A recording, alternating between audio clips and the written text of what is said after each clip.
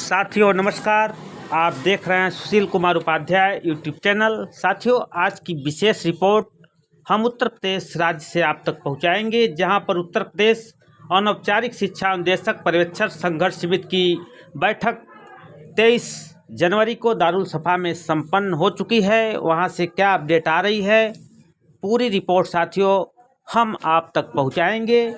आने वाले समय में किस तरह से उत्तर प्रदेश के जो सैकड़ों के संख्या में अनुदेशक पर्यवेक्षक लगातार हाई कोर्ट के शरण में हैं। हाई कोर्ट ने उनके समायोजन का फैसला भी दे चुका है, लेकिन सरकार के तरफ से केवल हीला हवाली की जा रही है।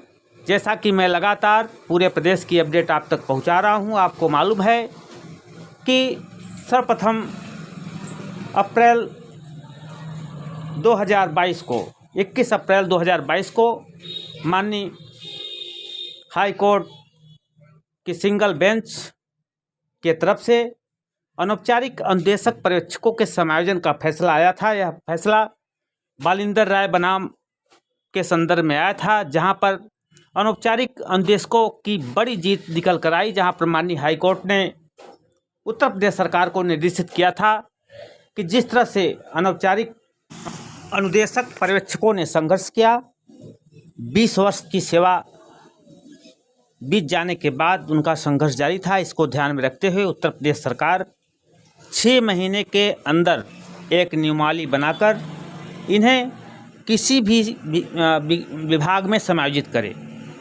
और इस संदर्भ में एक रजिस्टर्ड पत्र द्वारा माननीय हाई कोर्ट को सूचित करे।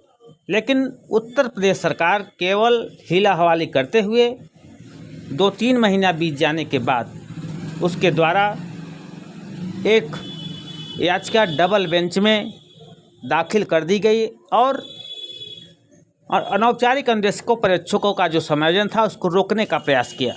तो साथियों, मैं लगातार अपडेट आपको दे रहा हूं, जहां पर माननीय हाई कोर्ट की लखनऊ खंडपीठ में जो एक डबल याचिका दाखिल की गई थी उसको माननीय हाई कोर्ट ने खारिज कर दिया है और आने वाले 25 जनवरी को बालिंदर राय बनाम के संदर्भ में डबल बेंच में सरकार गई है, जहां पर वह भी खारिज होने की पूरी संभावना है। इसके बाद 2 और अवमानना याचिका माननीय हाई कोर्ट में दाखिल किया गया, जहां पर माननीय हाई कोर्ट ने उत्तर प्रदेश सरकार को आदेशित किया है कि 1 महीने के अंदर इनको किसी विभाग में समायोजित करते हुए माननीय हाई कोर्ट को सूचित करें। तो साथियों, बड़ी जीत निकल कर आई है अनौपचारिक अनुदेशकों पर्यवेक्षकों का, जहां पर लगातार ये लोग संघर्ष कर रहे हैं।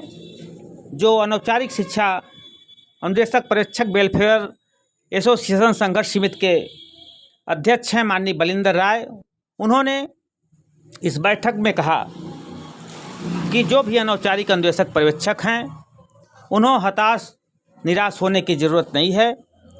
ज़रूरत पड़ी तो हम सुप्रीम कोर्ट तक जाएंगे।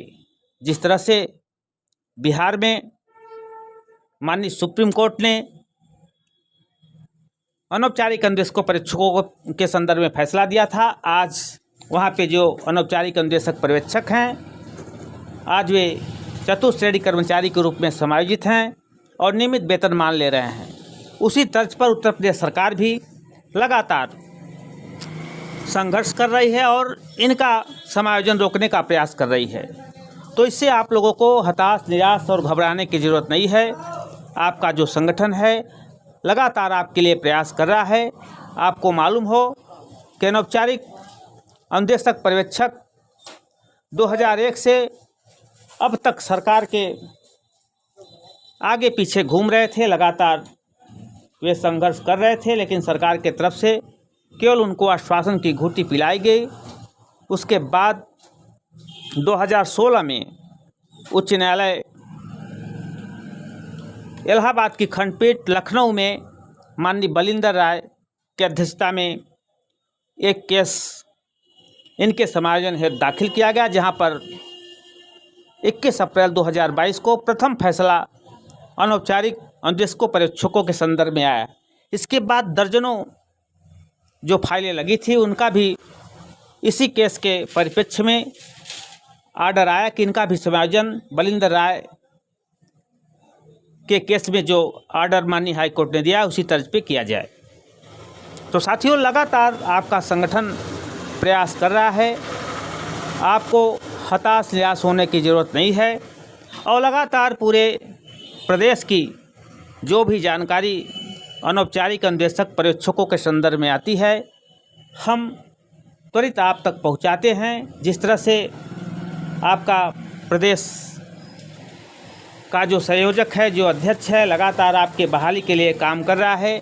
आज उसी कड़ी में माननीय बलिंदर राय की अध्यक्षता में एक बैठक दारुल सफ़ा कामन बी हाल में लखनऊ में रखी गई थी, जहां पर प्रदेश के विभिन्न जनपदों से अनौपचारिक अन्वेषक पर्यवेक्षक आए थे। मिर्ज़ापुर से भी शिबू यादव प्रतिभाग किए थे, जैसा कि आप लाइव स्क्रीन पर देख रहे हैं। आज की बड़ी तस्वीरें सुशील कुमार उपाध्याय यूट्यूब चैनल आप तक पहुंचा रहा है, जहां पर दारुल सफ़ा के कामन हाल में बैठक चल रही है, जहां पर जो तमाम जिले से प्रतिभागी आए हैं अपने अपने विचार रखे। उसी कड़ी में मोहम्मद वाहिद द्वारा भी विचार रखा गया और पूरे प्रदेश के अनौपचारिक अन्वेषकों पर्यवेक्षकों को भरोसा दिलाया गया कि आप लोग हताश निराश न होइए, आपका संगठन ज़रूरत पड़ी तो सुप्रीम कोर्ट तक जाएगा। और जिस तरह से 2016 के बाद बिहार में पटना हाई कोर्ट ने हिला हवाली करते हुए अनौपचारिक अन्वेषकों पर्यवेक्षकों का समायोजन नहीं किया, अंत में थक हार कर वहाँ के जो अनौपचारिक अन्वेषक थे वे लोग सुप्रीम कोर्ट के शरण में गए और माननीय सुप्रीम कोर्ट ने परम आदेश पारित करते हुए इनको समायोजित करने का फैसला दिया। उसी तर्ज पर उत्तर प्रदेश के भी जो अनौपचारिक अन्वेषक पर्यवेक्षक थे 2016 में उच्च न्यायालय के शरण में गए थे। लगातार उन्होंने संघर्ष किया और 21 अप्रैल 2022 को इनके समायोजन के संदर्भ में बड़ा फैसला आया। तो साथियों, जिस तरह से सरकार अनौपचारिक अनुदेशक पर्यवेक्षकों का समायोजन को रोकना चाहती है, केवल एक ढाल बनकर डबल बेंच में गई है। डबल बेंच में लखनऊ खंडपीठ ने सरकार की याचिका को खारिज कर दी है और 25 को जो केस इलाहाबाद हाई कोर्ट में लगी है डबल बेंच में स्पेशल एसएसपी, उसके संदर्भ में भी माननीय कोर्ट से विशेष रिक्वेस्ट पर उत्तर प्रदेश सरकार के जो वकीलों के जनरल हैं वे इसमें प्रतिभाग करेंगे, अपना पक्ष रखेंगे और पूरी संभावना है कि वहाँ से भी सरकार को मात खानी पड़ेगी। तो साथियों, आपको हताश निराश होने की ज़रूरत नहीं है। आपका संगठन आपके लिए दिन रात मेहनत कर रहा है और मिर्ज़ापुर के जो अनौपचारिक अन्वेषक पर्यवेक्षक हैं उनका भी केस अभी फाइनल नहीं हुआ है। हम बात कर रहे हैं नवाब अली 65 के संदर्भ में, वह भी बहुत जल्द उनके संदर्भ में भी बलिंदर राय के संदर्भ में जो अपडेट आया है, क्योंकि फाइल बलिंदर राय के ही फाइल से टैग हो चुकी है, केवल लिस्ट में केस नहीं आ रही है, तो थोड़ा समय वेट करें। लिस्ट में जैसे ही हमारी फाइल आएगी हमारी भी विजय होगी। तो साथियों, थोड़ा समय वेट करें, निश्चित आपको सफलता मिलेगी। तो आज की लखनऊ से अपडेट थी, इसी तरह का अपडेट पाएँ। धन्यवाद।